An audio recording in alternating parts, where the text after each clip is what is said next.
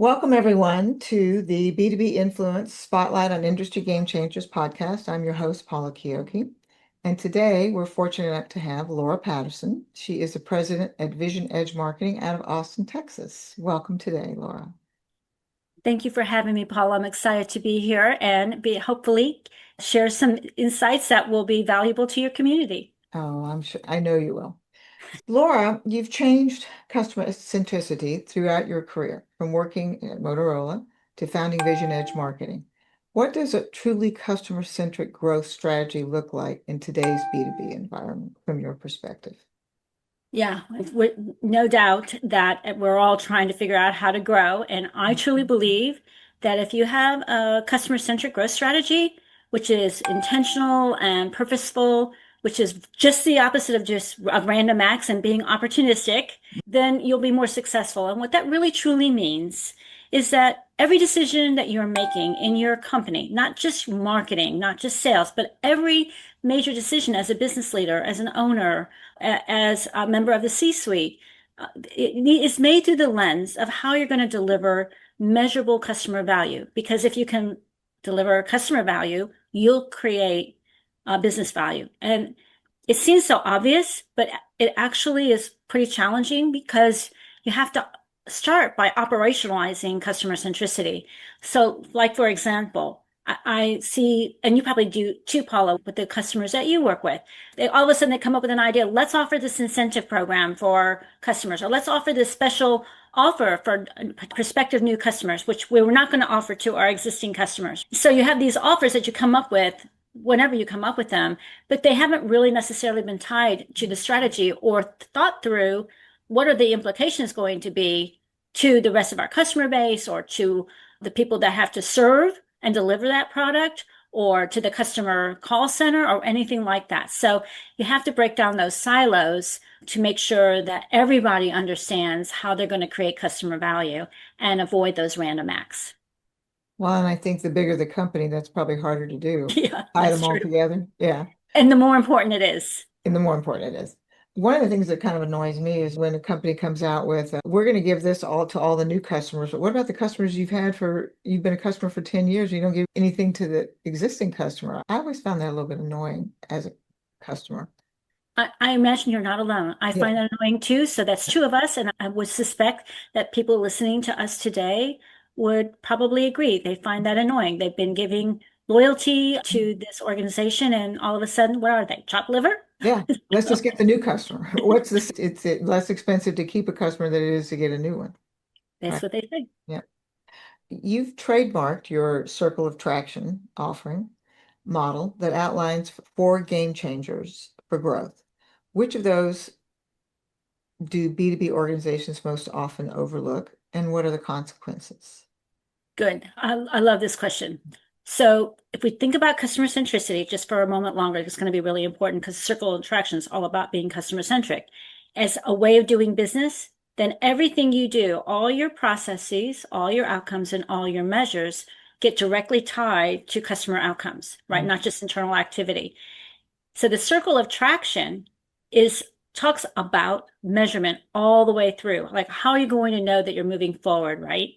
The number one area that people often have the struggle the most with, whether it's overlooked or just challenged by, is performance measurement and alignment. That's Mhm. where we find the biggest gap. Mhm. And in today's world, it's not a data problem because I imagine you, like me, have all kinds of data coming our way. Yeah. I mean, it's everywhere. Yeah. It's being able to get the insights from that data and understand what they actually mean. And if you don't really have a clear framework from the very beginning, right at the very start, what does success look like from a customer-centric Mhm. perspective? Then it's going to be hard to know what measures actually matter. So you end up just tracking all kinds of numbers and you end up with this mess. Again, mess of random acts of measuring, whether those are campaigns or programs and then you're consuming resources, making decisions that are just based on the numbers, what we would call in the downstream, that aren't really tied to anything in the upstream. And so to answer your question, what's the consequence? You end up with this really reactive culture. That's one of the Uh, consequences. And things stall out. Things that, the ball, as we say here in Texas, since you're coming down soon, you're not moving the ball down the field. So Yeah. you have to close the gap. You have to be disciplined in your approach. You have to have really good processes, and you really need to be able to select the measures that matter. And we always recommend directly tying your measures to customer value. That's the key thing. Back to my earlier comment. If you create customer value, you'll create business value. And to do that, because companies do struggle, that's why we created our SaaS application, Excellence. And when you first meet with like a new engagement, do they get that right out of the box, or is this something that is foreign to them and that you're teaching them about or making it come to the surface? No, they don't always get it right out of the box because they always will say we're measuring everything. Mhm. So two quick stories. I think this I'd will love help to hear it. maybe Mhm. help. So we were having a conversation with a vice president and CMO, VP of a line of business and a CMO. And they wanted to talk about best practices for in measures and metrics. And after going through a conversation about a measure, a metric, and a KPI and really getting clarity around what those meant, I said, so based on that, what are you really looking for? So we want to know what are the KPIs that we need to have, and what are the metrics that we need to have. And I said, there's no like list. So people think there is a list, or right? There's no list because your KPIs and your metrics and your measures are going to be tied to the outcomes of success for you. And what your outcomes are might be very different than another company. And your strategy for achieving them might be very different than another company. So therefore, it's not like there's a cookie cutter set of measures, which takes me to maybe a second example. So let's say you're bringing a new product to market and you want to know what some of the measures might be. Clearly, one of common measures would be like product adoption rate. You're going to bring a product to market, you want a product adoption rate. And you may be bringing up, you may also want some kind of, maybe you're working through a channel and you might want a channel pickup rate or things like that. Those would be a good category. So you can have categories of measures. But then when you think of the product adoption rate, is it just anybody? Or are you looking for a very based on your strategy, a very specific set of customers that you want to adopt that new product? Based on your strategy, you may be going after a particular segment or a particular persona or profile or whatever it might be. And that's really the product adoption rate you care about, not just any product adoption rate. Is that clearer? I get the feeling though sometimes that maybe they don't, that part of what you do is enlighten them to get there because they're not even thinking about these types of things. I think a lot of companies, they just look at campaigning and ROI in terms of sales results and nothing in between. That's true. I have a little analogy or metaphor. I'm not sure which is the right word in this instance. You can help me with that, Paula, that I often use, and I'll repeat it here. Do you play golf? No, but I know how it works. Okay, good. I don't play golf either, but I tell people I Yeah, am married to someone who plays golf, so I have heard a lot about golf for close yes, to 40 I am years. sure. Anyway, as a side comment, I can't imagine why anybody would want to spend 4 to 6 hours chasing a white ball, but okay. I feel the same way. But anyway, so when you go to play a round of golf, you're given a scorecard. Right. That scorecard is for that round of golf and for that golf course.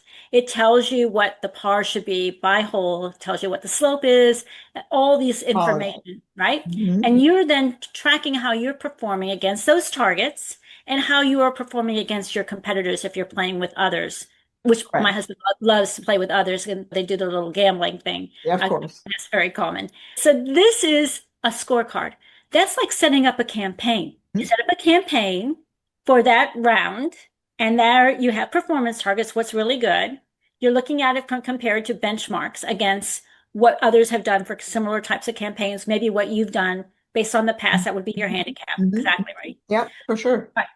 But that is not the same thing as a dashboard on your golf game.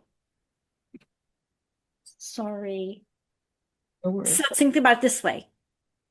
You don't know why you got the score you got when you look at that scorecard. You just see whatever the number of strokes were for Mhm. that hole. Mhm. But if you had a performance management dashboard, you would be looking at things like putts per hole, Yes. greens in regulation, number of balls in play versus out of bounds, number of balls in traps, right? That would give you an idea of where your problems might be and what you might need to fix. You can't tell that from a scorecard. You can only tell that by the metrics that you set up in your performance management dashboard. And that, I think, when I use this metaphor, do you find that, or example, do you find that's helpful in clarifying the difference? Yes, and I would think, with you dealing with the C-suite predominantly, that they totally get that metaphor using the golf. Yeah, Yeah. yeah, for sure. Yeah. Okay. So measurement and marketing accountability are central to your work, as we've discussed. Are most organizations still tracking the right KPIs, or are they focused on the wrong metrics? And this is what we were just talking about. But do you see a shift coming that way, or are they still just, because every time we talk to people, it's just, this is my KPI. Yeah. First of all, speaking of marketing, marketing doesn't really have, I'm going to go out on a limb here, and I'm Okay. sure I'm going to get blasted by some people, but that's okay. Let's have the conversation. I think that's helpful. Marketing doesn't have KPIs. Marketing has metrics. Sales has metrics. The Mhm. company has KPIs. Mhm. So you can have measures and you can have activity kinds of measures that measure things like how many blog posts we did this week, this Okay. month, this Okay. year, or how many webinars we held. Those would be Yeah. activity measures, right? Yeah. How many press releases we put out. And then you could have output measures, things like how many people shared a post, how Mhm. many people came to our website, how many people registered for a webinar, or how many new qualified opportunities came from this email campaign, or right, or the open and click through rate, or some things along those lines. Those are all output measures. Mhm. Those are measures, they're not metrics. And really, in order to get marketing to the right place with the metrics, they need to know the company's KPIs. For example, is a company KPI customer lifetime value? Is a company KPI the net number of new customers in a particular segment? Mhm. Is a company KPI time to revenue on a new product? What are the KPIs for the company? And then what does marketing need to do to contribute to that KPI? And what will be the measure that marketing did it? So changing sports. Mhm. Let's talk football for a moment because you're Okay. coming to Texas, and in It's big Texas, in Texas. I used to live religion. there. I used to live Yes, there. yes. So obviously, the ultimate goal, ultimate measure of success in football is getting to the Super Bowl, and there's a Mhm. whole cascade of measures of success all the way down. But for a game, it's winning the game. That Mhm. is the goal. Everybody is working towards that. There's no different KPI. The entire team is going for that. But then the person who's responsible for catching the ball, the person responsible for receiving the ball, the person responsible for blocking the offensive line so that the defense, so that you don't have your quarterback getting sacked.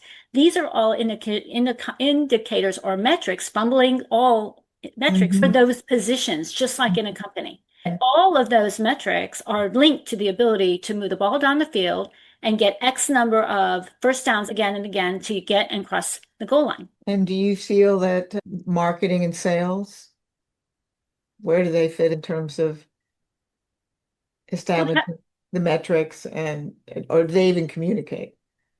Well, absolutely. Okay. Marketing and sales are the partners in the dance. Hmm. They are working together along with product, along with customer success. They're all working together.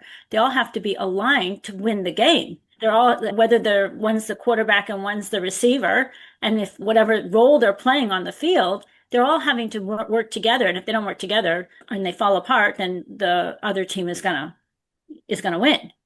And they have to work together. And the best way to make sure that they are working together is to align around the customer buying journey. And I Hmm. know that's something that you talk about. So getting the understanding and having clarity around the customer buying journey. Who are the customers? Who's the ideal customer? Who participates in the B2B world? Usually there's multiple people participating in the Right. buying journey. What are the key milestones or steps or touch points along the way, channels along the way, and deciding who owns moving them from one spot to the next, because there's going to be different plays, Hmm. keeping with our football metaphor, in different places in the buying journey. And some of those will be marketing plays, some of those will be sales plays, some of them will be something else, product plays. And so understanding who on the team and making sure they understand what that might be. So, for example, there may be an online demo early in the journey that people can just do on their own. And then there may be later on an actual product demo. I'm just using this as an Yes. example. That's still not that's delivered by a a technical person and maybe a salesperson. And then maybe later on there's a proof of concept. And those will all have to go together and they're somewhere on the customer buying journey.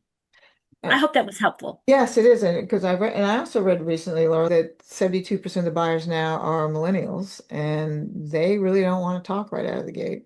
They want to do their research, get materials, get closer to the decision before they talk to a sales rep. And I think that's been a shift, I don't know, in the last few years. I remember a couple of years ago, it was 55%. Now it's 72% of the millennials. So you got to give them what they want when they want it Yes. And that means you in the buyer journey. Yeah. exactly. That Yeah. means that you got to do really good homework to understand what that is. And you're right. I think it was it the corporate executive board that got bought by one of the Oh analyst yeah. I firms. forget who it And was. Yeah. and I think their research way back when they were doing some research said that 57 that companies are 57% of the way through the buying journey before they engage with the company. Yeah. Yeah. That's a big number. It is a big number. Yeah. With 57% of the way through. It didn't say Yes. how many of them. It's just Yes. when you think about the entire buying journey, they're halfway through before they're having a conversation with you. And then I think the larger the company, the more inclined they're to be status quo. You you have to shake it up to where they don't feel like being status quo is the right thing to do. You know the old saying, nobody gets fired for buying from IBM, right? So, Yes, I right. grew up with that. Yeah, Yes. me too. Me too. We just dated ourselves. Yeah, that's all right. It's experience. So to date, you've advised over 300 companies. Congratulations. Thank you. That's a lot of work. What's one trait the most successful ones all share, in your opinion? Yeah, we've been really blessed. I am so grateful to our customers.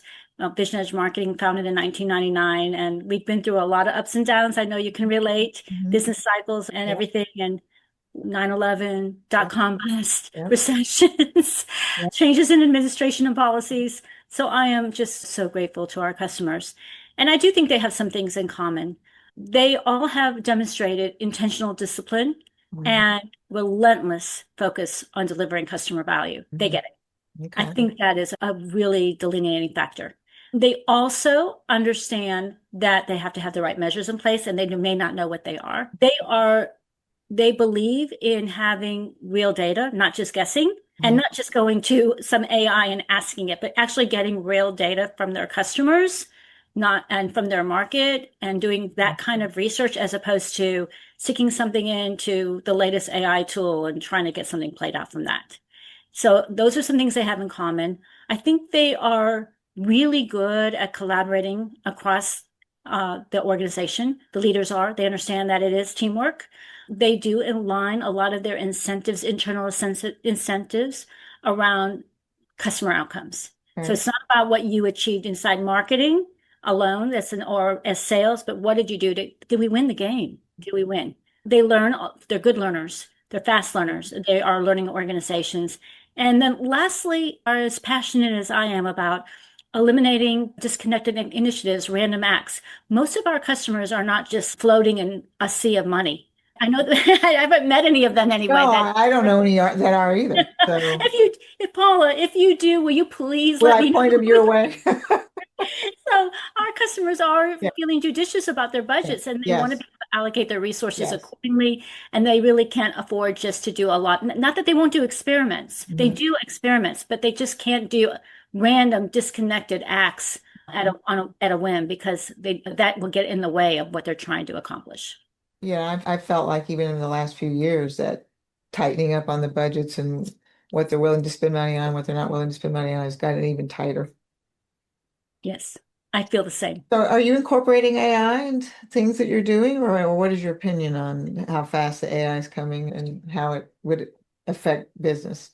Well, AI's been around a really long time. Mhm. You and I, we grew up, was machine learning and AI for a long time. What's exciting and new over the last few years has been this generative AI and what it's Mhm. enabled everyday people to do. And I use it personally. I'll give you a quick example personally, and then I'll talk a little bit about what it means for businesses.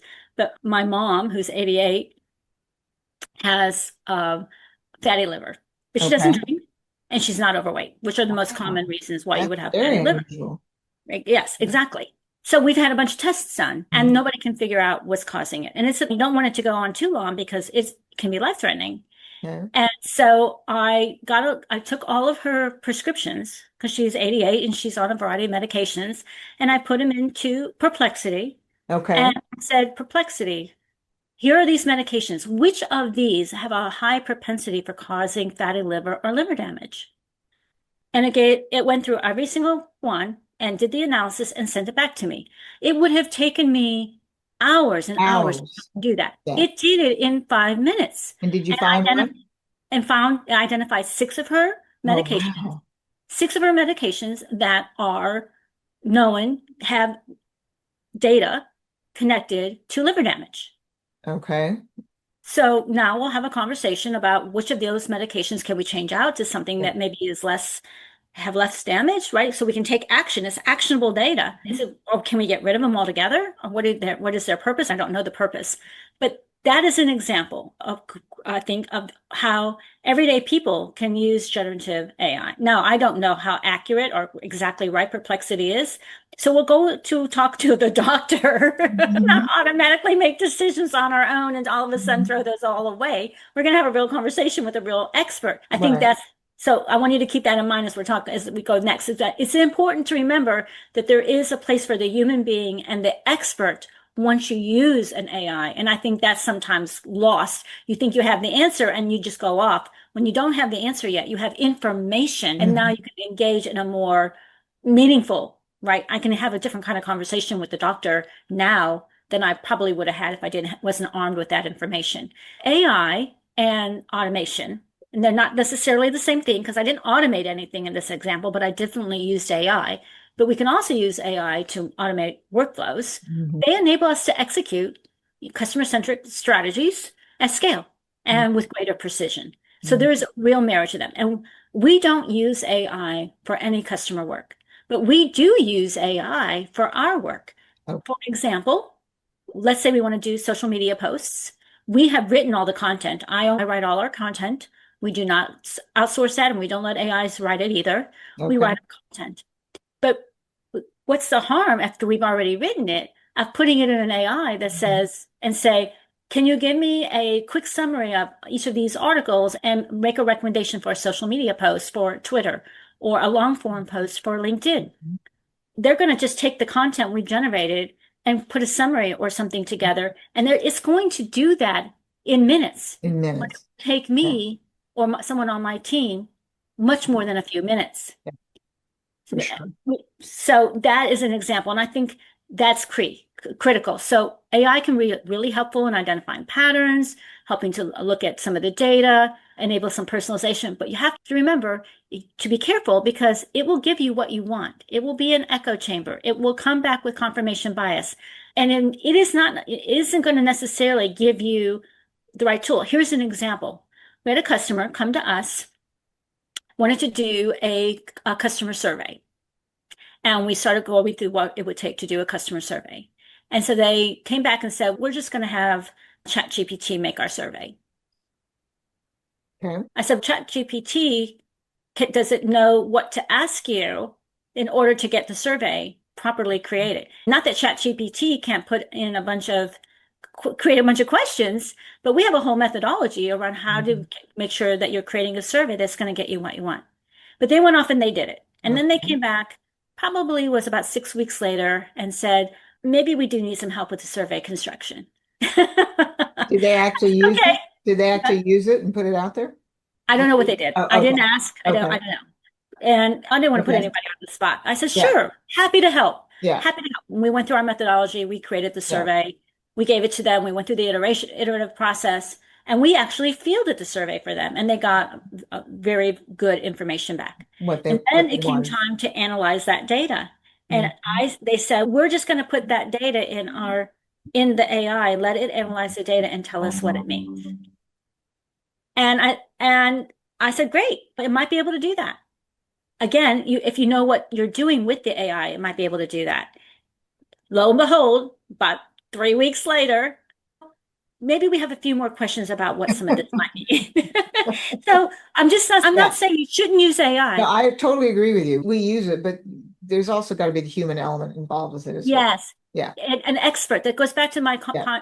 point about we're going to meet with the doctor and have a real conversation. So there's Mhm. a role for the human expert. There's a role for the human expertise and experience and things along those lines. So it's not a magic solution, but certainly it can help us do things faster and with Awesome. precision. Awesome. And for that, I am grateful. Yeah, me too. But again, the authenticity and the human interaction is, I think, is really important. Last thing I'm going to ask you today. Okay. If you could invest unlimited resources into one area of B2B marketing right now, what it would be and why? I'd invest in building the discipline, the routines, the Mhm. processes, and the team structures that enable and operationalize customer centricity. Because a lot of people talk the talk, but they don't know how to walk the walk. Connecting strategy, execution, and measurement, getting the right cross-functional team set up, designing really clear measures and metrics tied to customer outcomes, and then figuring out how you can automate some of that to aid the execution. I think that way that is something, again, everyone is saying, oh, we're customer centric. When we started in 1999, customer centricity was like deer in the headlights. Now everybody and their brother, uncle, sister, cousin Yeah, right. talks about customer Yeah. centricity, but they don't necessarily know how to operationalize it. So operationalizing, and I'm really passionate about that and really helping companies figure out how to do that well and to make sure that they also didn't get stuck in a quagmire of doing it in a random way that ends up stealing their strategic capacity, costing them a lot more money and time. Laura, you've been very enlightening today, and it's very obvious you're passionate about what you do. If anybody would like to get a hold of you to have a chat, what's the best way to get a hold of you? They can reach out to me by email at laurap@visionedgemarketing.com or find me on LinkedIn. Okay. And I would be happy to have a conversation with anyone. And I'd be even happy to hear anyone's altered or alternative point of view. Why not? Let's have a conversation. Thank you. Thank you so much, Laura. My pleasure.